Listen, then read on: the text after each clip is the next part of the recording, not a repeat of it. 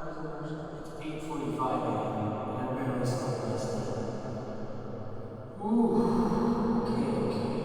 This is take 4, I think. It's also super hot in here. Hey guys, welcome back to another video, and today we're talking about a master grade, and not just any master grade. We're talking about the Hirm Astray red frame, and if you don't know what Hirm stands for, it stands for high resolution model. And as you can tell by the box, this looks like a high resolution model. I absolutely love this box art. I love it more than the real grades box art. But anyways, getting into the video and just talking about the box first, we have what you have been seeing is a CGI rendering of the kit itself, and that is in front of what looks to be some sort of Japanese art style in the back, with cherry blossom petals just floating around in the background. On the sides, there is a continuation of that design with the same Hirm logo and Astray red frame on the side, and same here on this side. On the bottom, we have what's on the front, but small, and that is the same on the top. And just taking a look at the back of the box, and I'm sorry about the glare on this box. It has a super high gloss finish, and I have been finicking around with this for about 30 minutes, and I just couldn't get it. And up there at the top, we can see a small little image of what looks to be the inner frame, and this is a pre-built inner frame. And don't worry about the Astray red frame's inner frame. It is actually very solid and has very high points of articulation, and we'll get to the articulation later in the video. And I will touch up more on the whole inner frame thing with the high resolution model, also at the articulation part. If we zoom here,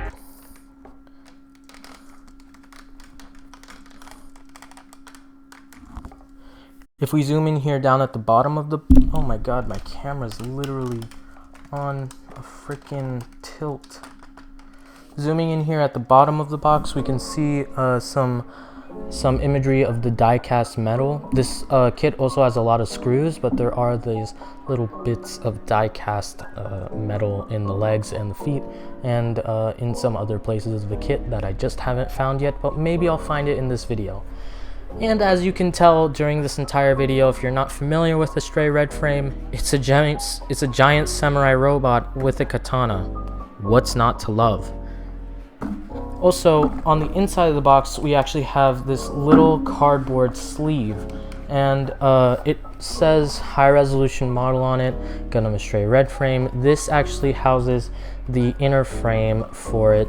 It had a little clamshell in there, and it has a nice little image of the, if I can get that to focus, come on, there.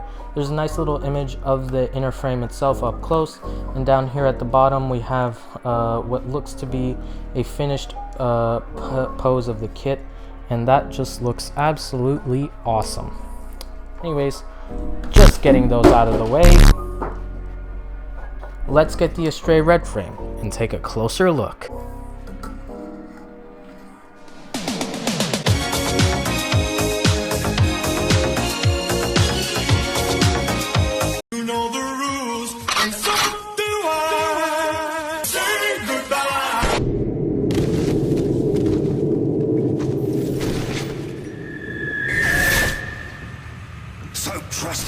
So here's the Astray red frame in all its glory, and as you can already see, I have put all the decals on this kit because I just wanted to make it, you know, complete, and it looks a lot cooler with those decals on. Trust me, you're gonna want to put those on. But just starting off with the aesthetics of the kit, we'll start off with the colors and textures that are in this kit. So, getting in with a closer look here and turning off autofocus and taking matters into my own hands. You should not put matters into my own hands, trust me. We have a two-tone red.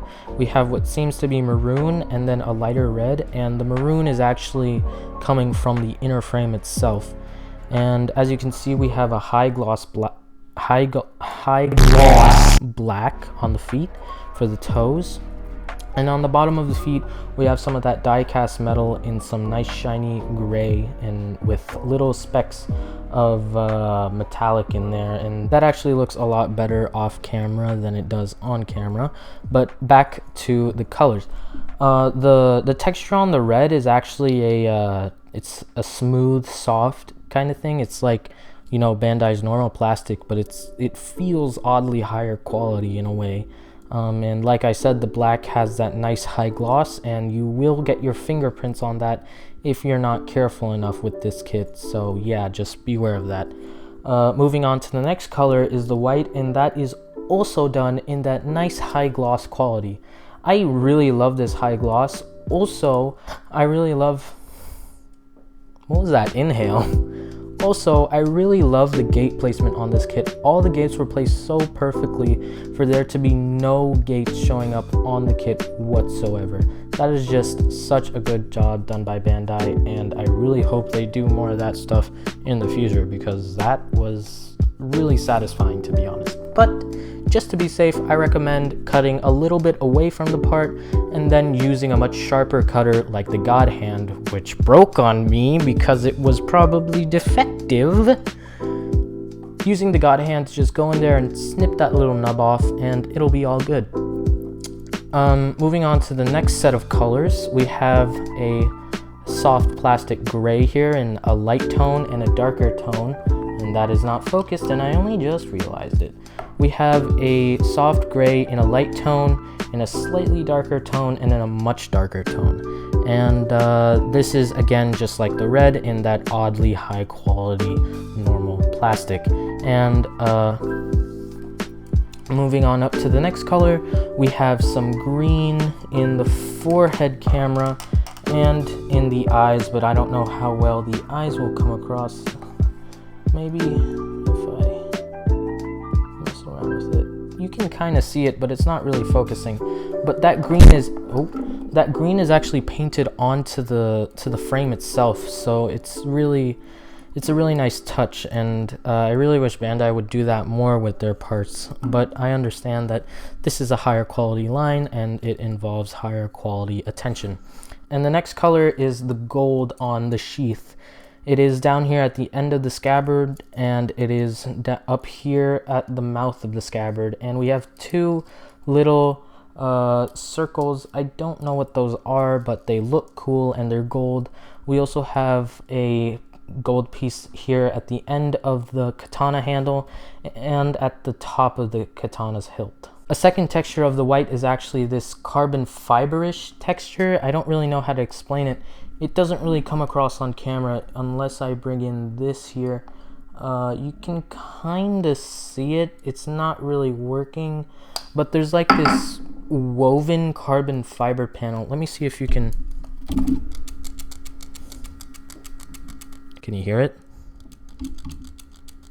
If you can hear it, that's actually the sound of me scratching on that woven carbon fiber looking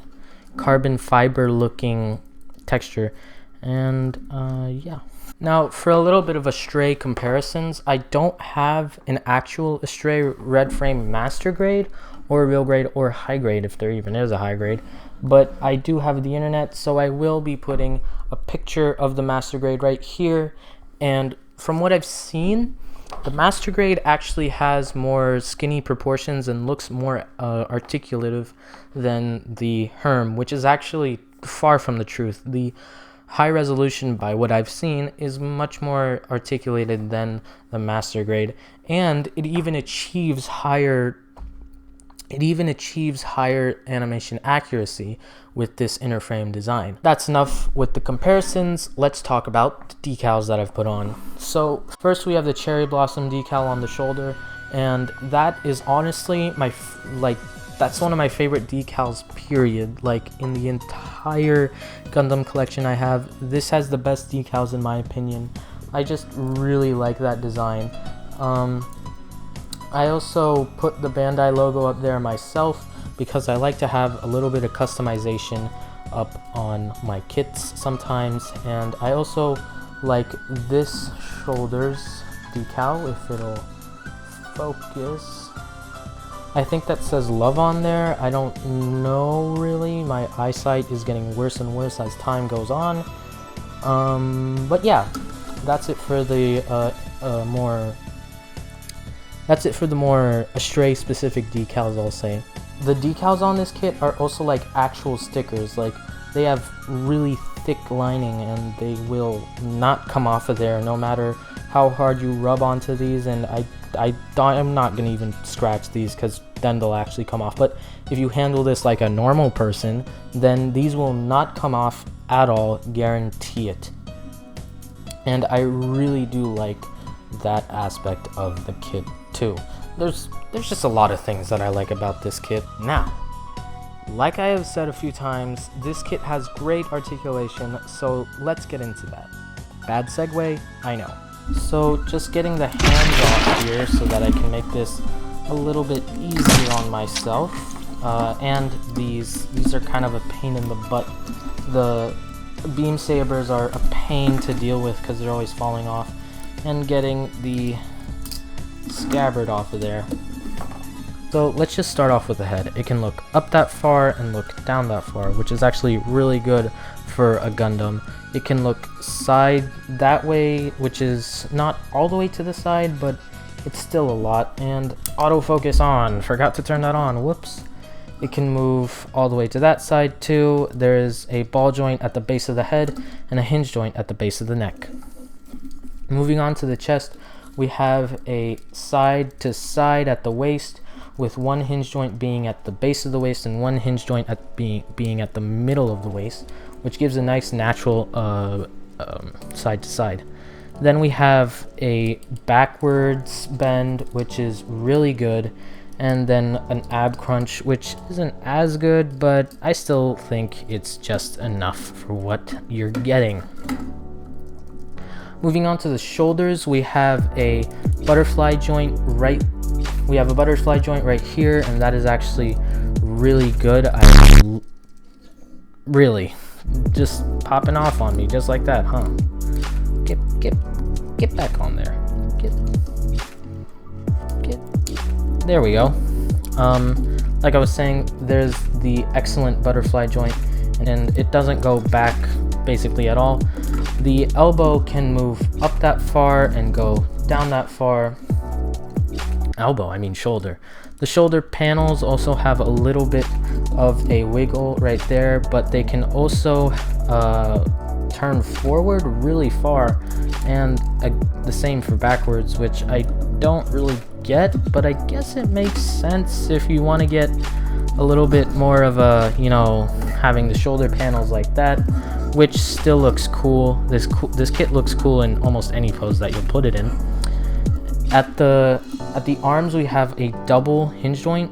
So there is one right there at the top, or at the base of the bicep, and then there is one right there at the top of the forearm. And come on, focus. And I really like how this little forearm guard also moves it moves separately from the kit, kind of like at a specific point. There we go. It opens up a bit, and it just gives it a little bit more of some dynamic stuff to it. Now, putting the hand back on so we can take a look at some of that wrist, there is a ball joint, and you know what, I'm just gonna take autofocus off. So there is a ball joint at the hand, at the wrist, and there is a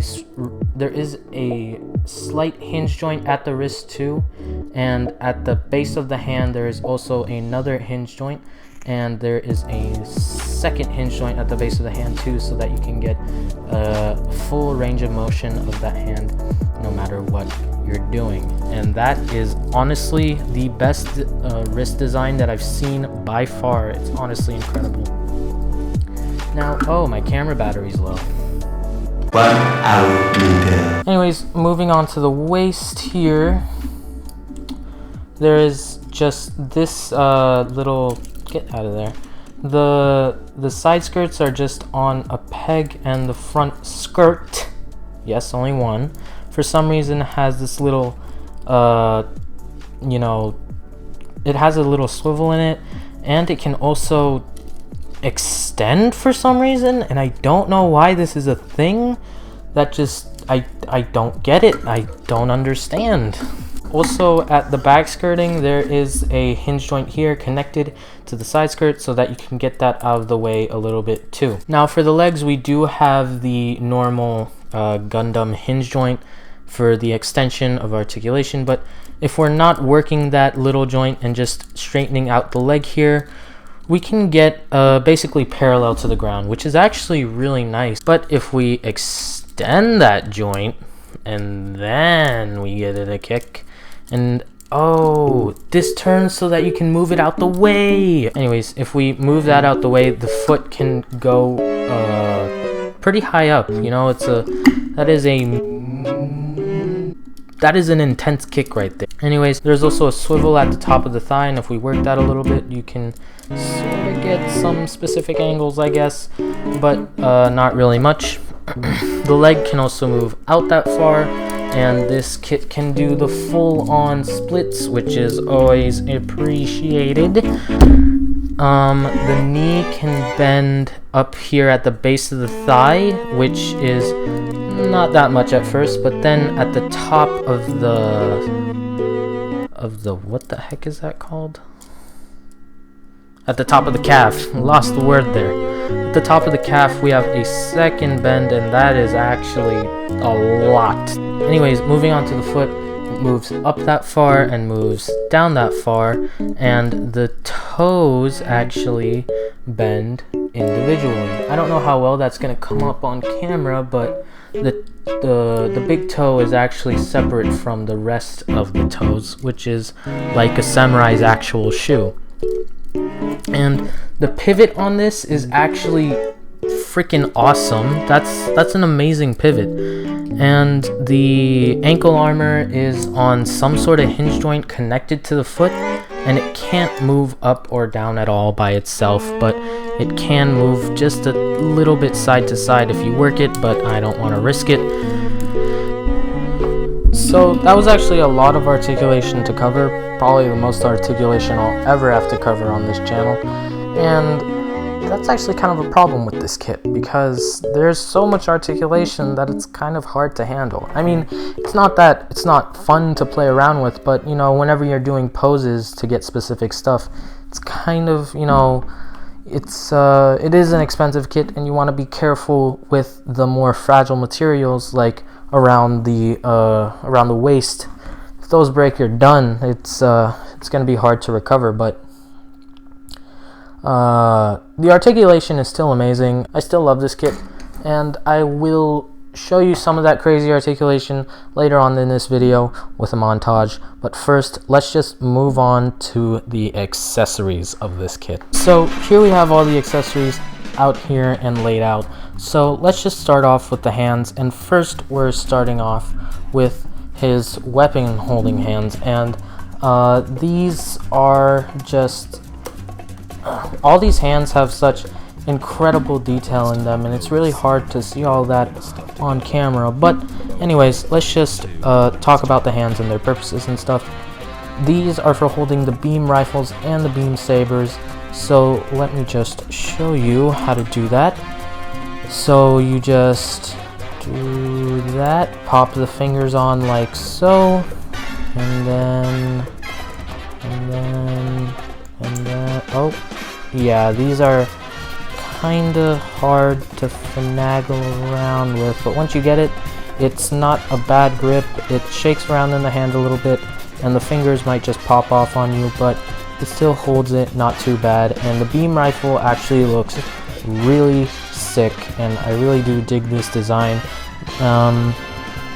The hands are also made for holding the beam sabers, like I said. Let me just get those out.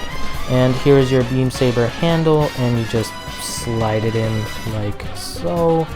Focus that, and it doesn't have a good... What? Come on!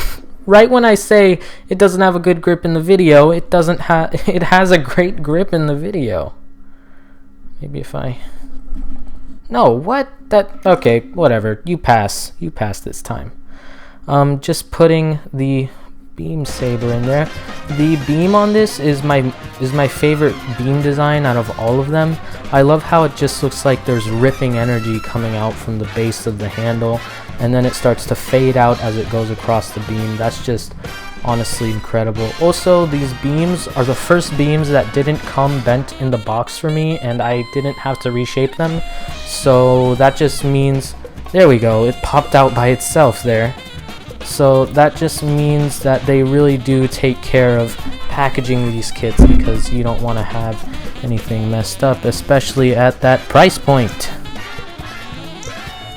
Now, let's talk about the karate chopping hands. Now, these are nothing special. They're just 2 molded pieces put together, and then all the molded pieces for the joints. You do have the normal double hinge joint here. At the base of the hand, you have the up and down, and then side to side, and then the ball joint, and these have the normal articulation. And then you have your katana holding hands. These also have all of that articulation, and just getting the katana here. Oh, dang it! I just anyways, so to put the katana in the hand, all you need to do is take off the golden piece on the hilt. And at first it might be a little bit on there, but don't worry, if you just do it carefully, you won't break anything. And you just slide it in, and then put the piece back on. And as you do this, it will get just a tad bit more loose, so that it will be easier in the future and it won't have any breakage. So you remember on the box when it had that little wavy detail? Yeah, that wavy detail is kind of there, but it just doesn't show up for some reason. It's kind of hard to get on camera. It's a lot easier to see in real life, but it's just not gonna show up on camera. Either way, Bandai failed at doing that, but this katana still looks cool as heck. And now the final pair of hands are the fists, and these are just one molded piece with the ball joint, which I don't really like, because, you know, it would have been really easy to put in the triple joint with all the other hands, but I guess you have to sacrifice some things when you're dealing with articulation. Would have been nice though. Also, here is the scabbard's holder. You just peg that in, and it's kind of loose. And you get 2 of these, but mine is missing. Nope. Here it is. Here's the second one, and this should be a bit tighter. Yep, that's a bit tighter. It just has a rotation here, a hinge joint there, and when you peg it in, it has a second hinge joint there, and it can fold up like that, so you can get a little bit of a neater design, and I don't like that. That better stay down. And that is all you have for the katana and all the other accessories. Let's just get them out of the way here. Then we have the shield, if that'll focus.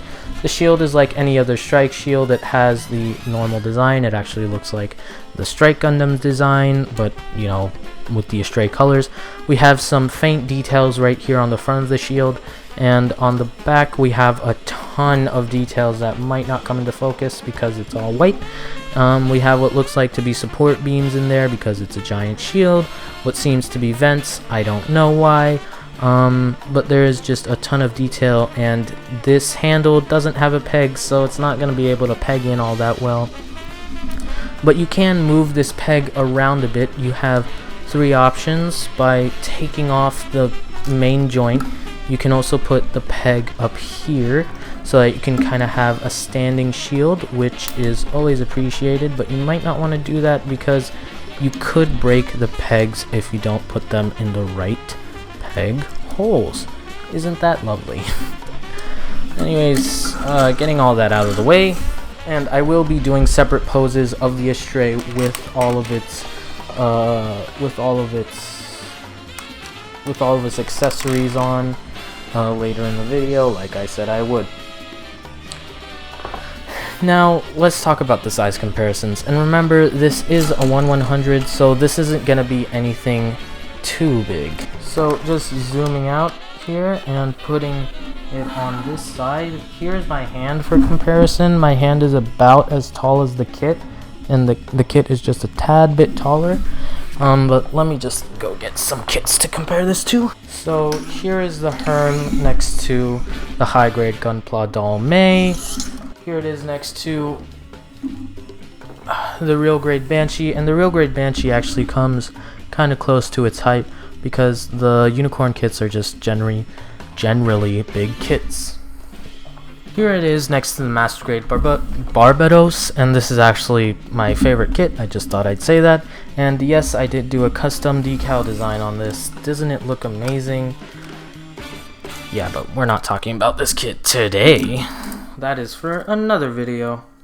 And then here it is next to the Perfect Grade Strike Gundam, and this is a pretty big kit, but it's not that big. This comes up to about its waist. Not too special, but still a pretty cool kit.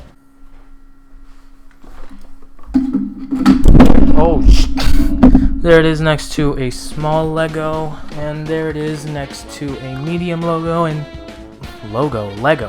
There it is next to a medium Lego, and tell me in the comments if you guys would like to see reviews of Legos. I am kind of curious. Here it is next to a big Lego, the Quinjet, if you don't know. And then there it is next to the Lego Apollo Moonlake, probably my favorite kit of all time. Any kit, it's just my favorite. I love space.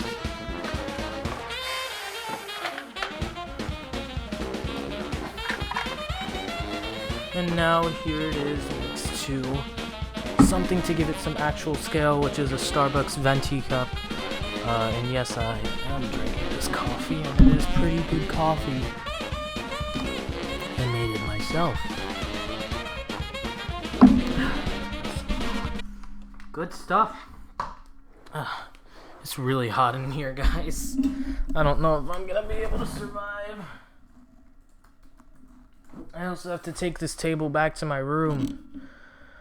Now, this whole video I've been saying positive things about this, but there are some bad things. The engravings for all the panel lines are not that deep. The fists and the weapon hands could have the triple joint. There could be a locking mechanism for the hinge joint on the legs, and the beam sabers could tab in better to the backpack. But when we put the pros with the cons, the kit is worth it.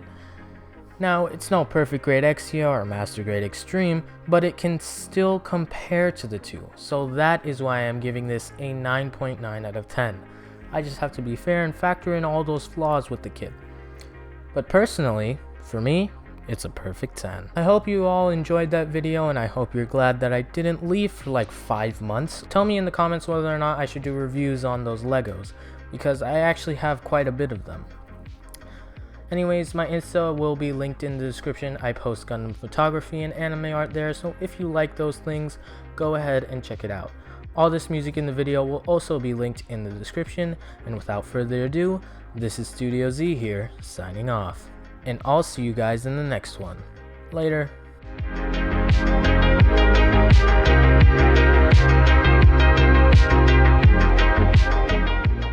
You know the rules.